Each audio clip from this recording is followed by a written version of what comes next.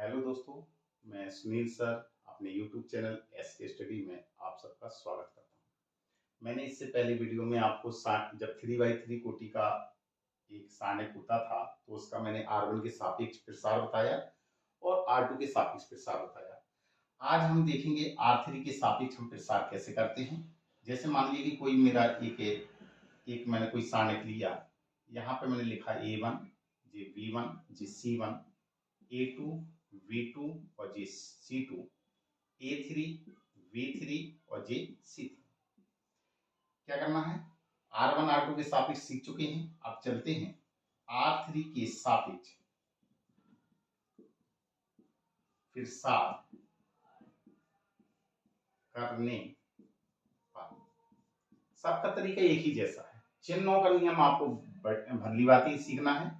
कैसे चिन्ह लगाते हैं, पहले प्लस फिर माइनस फिर प्लस फिर आता है आपका माइनस फिर प्लस फिर माइनस फिर प्लस फिर माइनस फिर प्लस। याद करने का ट्रिक क्या है, प्लस माइनस प्लस। अब इसी को आगे ले आएंगे, प्लस के बाद माइनस, माइनस के बाद प्लस, प्लस के बाद माइनस, माइनस के बाद प्लस, प्लस के बाद माइनस और माइनस के बाद प्लस।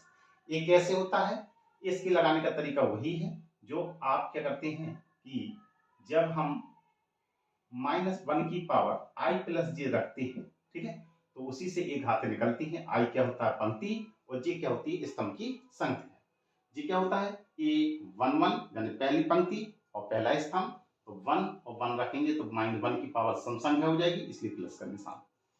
जब यहाँ पर विषम संख्या आ गई इसलिए माइनस का चिन्ह, ये सम हो गई थी इसलिए प्लस का चिन्ह आया, एक आएगी विषम संख्या हो जाएगी इसलिए माइनस का चिन्ह, क्योंकि j होता है क्या, a11 A12 A13 A21 A22 A23 A31 A32 और A33।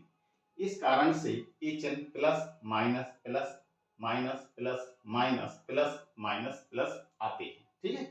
तो एक किसकी संख्या होती है, पंक्ति की संख्या, एक किसकी संख्या होती है, स्तंभ की संख्या, ठीक है। अब चलते हैं आगे, तो R3 के सापेक्ष हम प्रसार कैसे करेंगे। R3 में क्या है, R3 जे होता है R1, इसको हम कहते हैं R2, ये क्या कहलाता है R3। तो R3 में क्या लिखा है, पहले यहाँ पे A3, तो यहाँ हम लिखेंगे डेल्टा, या ए मॉड का निशान भी हम लगा सकते हैं, ए मॉड या डेल्टा, ठीक है। तो यहाँ पे क्या लिखा है A3, ये निशान काय का है, प्लस का, तो आगे हमें प्लस का निशान लेना है, प्लस का निशान आगे नहीं लगाया जाता। कितना होगा आपका A3, कोष्टक लगाइए, A3 में पंक्ति खींचिए, स्तंभ खींचिए, जो बच गया उनका आपको क्रॉस मल्टीप्लाई, लेकिन सबसे पहले मुख्य विकर्ण को लिखना है। ये क्या लिखा है B1, ये क्या लिखा है C2, तो हो जाएगा B1 C2, माइनस के चिन्ह लगाएंगे, B2 का C1, हाँ, प्लस, प्लस के बाद क्या का निशान है माइनस, तो जो होगा माइनस, यहाँ कितना लिखा हुआ है B3। अब B3 में पंक्ति खींचेंगे और कॉलम खींचेंगे, जिस अवयव से जो पंक्ति और कॉलम संबंधित होते हैं उनको छोड़ के जो अवयव बचते हैं उनका आपस में क्रॉस मल्टीप्लाई कर दिया जाता है। जी A1 है, जी C2 है, तो A1 का C2 में करेंगे, A1 C2, माइनस के चिन्ह लगाएंगे, A2 का गुणा C1, तो A2 C1, ठीक है। तो ये दो स्टेप हुए। अब तीसरा क्या है, प्लस का निशान, यहाँ पे क्या लिखा हुआ है C3, तो यहाँ C3 लिखेंगे। क्या करना है, पंक्ति खींचेंगे और स्तंभ खींचेंगे, लेकिन माइंड में। अब इनका जो बचा इनका क्रॉस मल्टीप्लाई, A1 का गुणा B2 में, तो जो हो जाएगा A1 B2 माइनस A2 का B1 में, तो A2 B1, ठीक है, समझ में आया। तो ऐसे हम R1 R2 और R3 के सापेक्ष है हम प्रसार करते हैं। ये आपकी कोई भी संख्याएं होती हैं, कोई भी संख्याएं दे सकते हैं, तो ऐसे हम प्रसार करेंगे। इसी प्रकार से 3 होती हैं पंक्तियों के सापेक्ष प्रसार करना, 3 होते हैं कॉलम के सापेक्ष प्रसार करना। जैसे अब मैं ले लूं C1 के सापेक्ष प्रसार करना।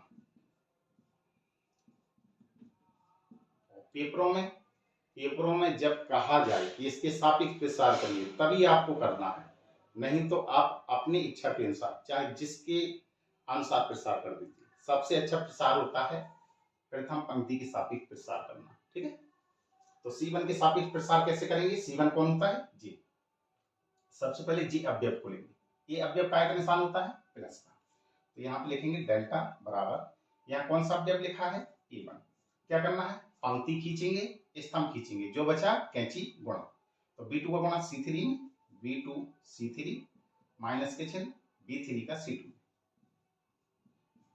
है जी था। इसके बाद कॉलम में काय का निशान आता है? माइनस का। जी माइनस का चिन्ह, यहाँ क्या लिखा हुआ है? A2 में देखिए पंक्ति खींचिए, स्तंभ खींचिए, जो बचा कैंची गुणा B1 का C3 में। तो B1 C3 माइनस का चिन्ह B3 का C1।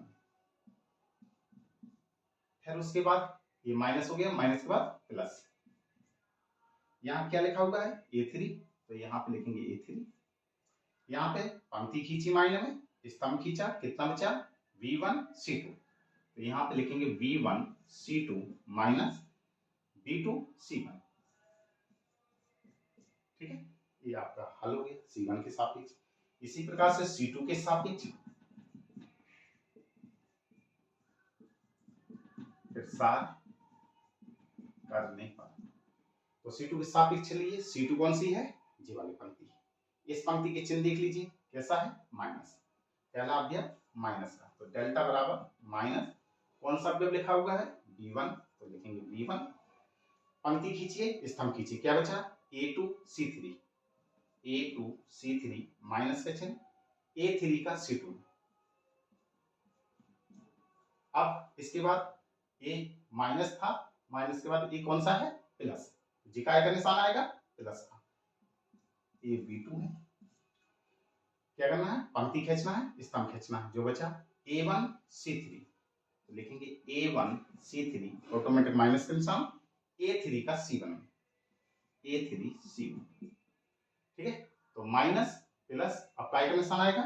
माइनस। क्या लिखा हुआ है यहाँ पे? B3। पंक्ति खींचिए, पंक्ति स्तंभ A1 का गुणा C2 में। तो A1 C2 माइनस का चिन्ह A2 का C1 में। तो ये होगा आपका A2 C1। ठीक, तो जिस C2 के सापेक्ष था इसको उतार लीजिए।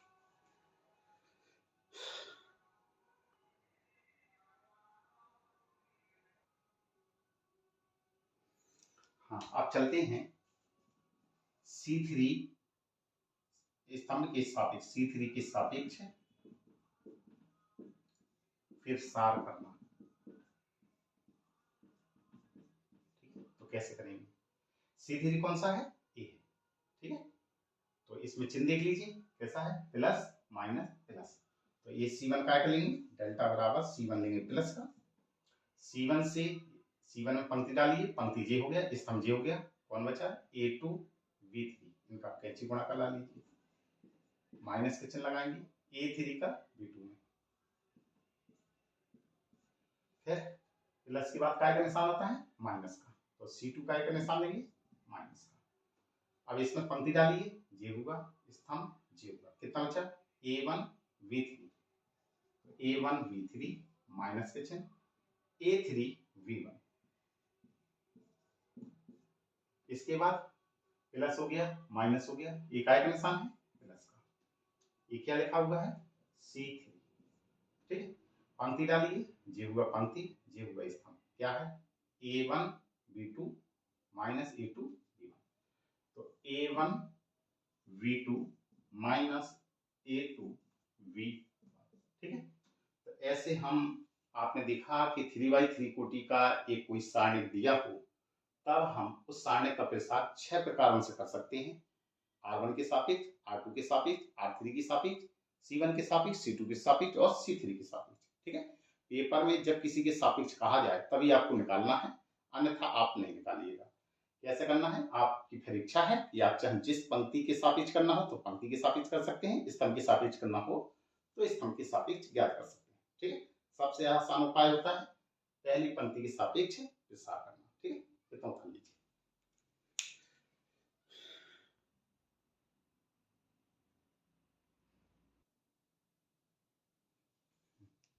जैसे मान लीजिए कि मैंने कोई एक प्रश्न लिया, मैंने लिखा कि कोई एक सारणिक है, यहाँ पे लिखा है x, ये 1, ये आपका 2 लिखा है, ये 3 लिखा है, और यहाँ पर दूसरा सारणिक दिया गया है, यहाँ पर 4 2 5 3, ठीक। और कहा गया कि ये समान सारणिक है, समान कोटि की दो सारणिक है, और इनमें से x का मान होगा, x का मान होगा। हम x का मान कैसे निकालेंगे? क्या करना है? सबसे पहले इस सारणिक को हल करना है। सारणिक कैसे किया जाता है? कैंची गुणा। सबसे पहले मुख्य विकर्ण। आव्यूह में सारणिक में एक ही विकर्ण होता है, जो कि मुख्य विकर्ण होता है, वो होता है जी वाला, ठीक। तो x का गुणा 3 में करेंगे, कितना आएगा? 3x। ऑटोमेटिक माइनस के चिन्ह लगाएंगे। 2 का गुणा 1 में करेंगे, 2 एकम 2, बराबर का निशान लगाइए। ऐसे ही इनका कैंची गुणा करना है। 4 का गुणा 3 में करेंगे, 4 3 12, माइनस के चिन्ह। 5 का गुणा 2 में करेंगे, 5 गुना 10, और 12 में से 10 गया 2, और ये होगा आपका 3x माइनस के 2। तो 3x बराबर इस 2 को इस तरफ पक्षांतर कर देंगे, माइनस के इस तरफ आएगा प्लस का। 3x बराबर 2 2 कितना होगा? 4। तो x का मान कितना आ जाएगा? 4, और ये 3 कहाँ जाएगा? इसके बटे, ठीक है। तो ये बहुत ही आसान प्रश्न था। ऐसे प्रश्न भी आया करते हैं। जैसे मान लीजिए कि एक और प्रश्न दिया जाए, मान लिया कि एक प्रश्न दिया गया कि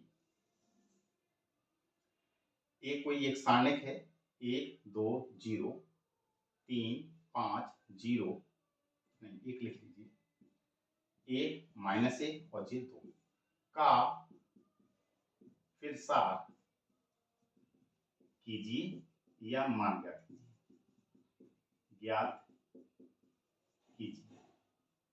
तो आपने देखा कि इस प्रश्न में आपको ना तो किसी पंक्ति के सापेक्ष कहा गया, ना किसी स्तंभ के सापेक्ष कहा गया। तो आपको क्या करना है? अपनी इच्छा के अनुसार हम चाहे पंक्ति के सापेक्ष कर दें, चाहे जिसके प्रसार कर दें। कैसे करते हैं? हल करने का तरीका क्या है?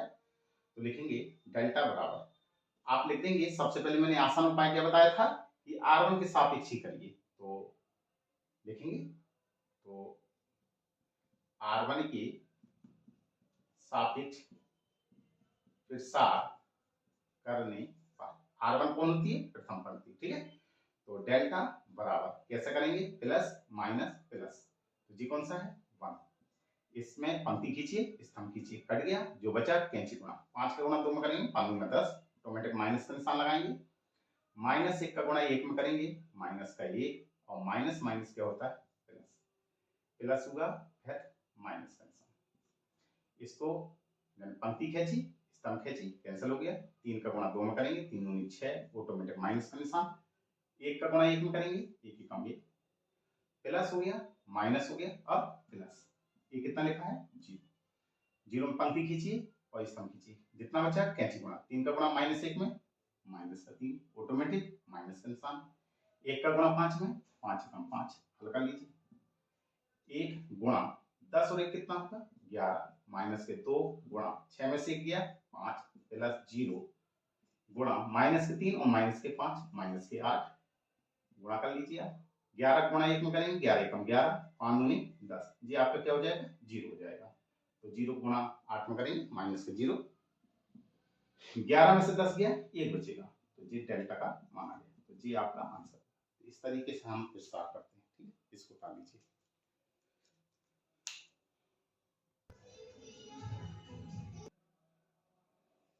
एक मैंने प्रश्न लिया है कि एक कोई आव्यूह दिया गया है, 2/2 का एक वर्ग आव्यूह है, और कहा गया a बराबर इतना आव्यूह दिया जाए तो इसके सारणिक का मान ज्ञात कीजिए। यानी a मॉड का मान ज्ञात करना है, तो हम कैसे ज्ञात करते हैं? तो हल करने का तरीका क्या है? सबसे पहले प्रश्न को उतार लीजिए। ये लिखा है माइनस के cos थीटा, ये लिखा है sin थीटा, और इस तरफ लिखा हुआ है sin थीटा, ये लिखा है cos थीटा।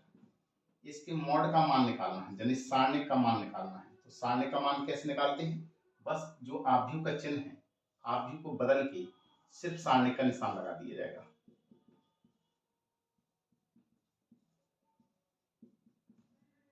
ठीक है। और आप जानते हैं कि सारणिक का मान हम कैसे निकालते हैं? 2/2 का डायरेक्ट कैंची गुणा। तो माइनस cos थीटा का गुणा cos थीटा में करेंगे तो कितना हो जाएगा? माइनस एक cos square theta, automatic minus का निशान लगाते हैं। sin थीटा का गुणा sin थीटा में करेंगे तो sin स्क्वायर थीटा। कितना कॉमन है, माइनस का कॉमन है, कितना आ जाएगा cos स्क्वायर थीटा प्लस में sin स्क्वायर थीटा। आप जानते हैं कि ए एक सर्वसम का होती है और जिसका मान कितने के बराबर होता है, 1 के बराबर होता है। बस यही आपका आंसर है। यहाँ पे आप लिख देंगे ये एक सर्वसम का है, यानी सूत्र होता है sin square theta plus cos square theta बराबर 1। ठीक है, तो ऐसे भी प्रश्न आया करते हैं, इनको उतार लीजिए। अगर आपको ये वीडियो पसंद आया हो तो इसको लाइक कीजिए, शेयर कीजिए।